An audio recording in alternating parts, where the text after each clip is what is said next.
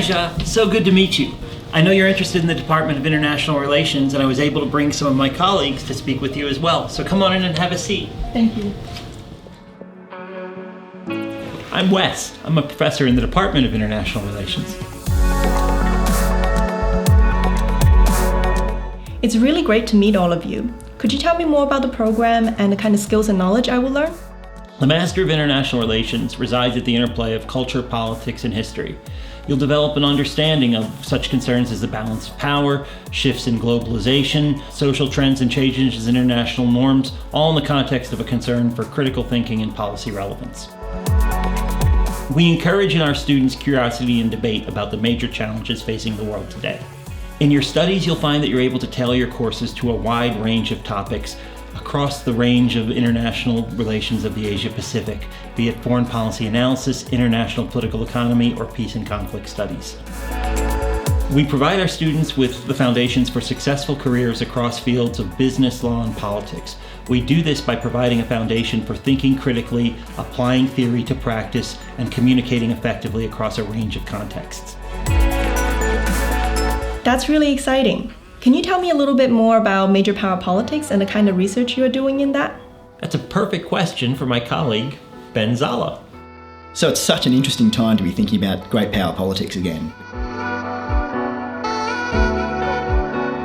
Everyone's trying to understand the consequences of the rise of new powers.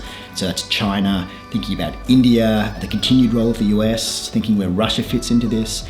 And all of the actors that are trying to understand the consequences go from business to government to media to campaign groups. Pretty much everyone is involved in this. So one of the ways that we can approach this is to think about great power politics in history and think about how much that's evolved over time.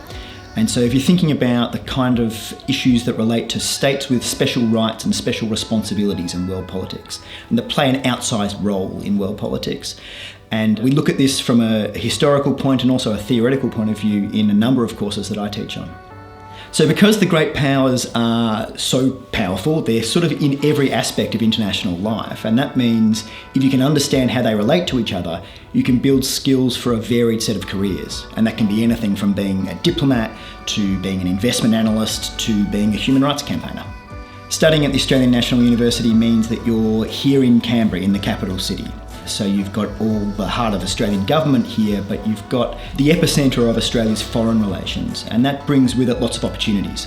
So you can familiarise yourself with organisations and network, build your professional networks particularly, and that will give you all sorts of opportunities that you can build throughout the degree. Wes mentioned specializations, and I'm really happy to learn that the program actually has a focus on the Asia-Pacific region, which is so important to Australia. Can I learn more about that? Oh, that's a great point.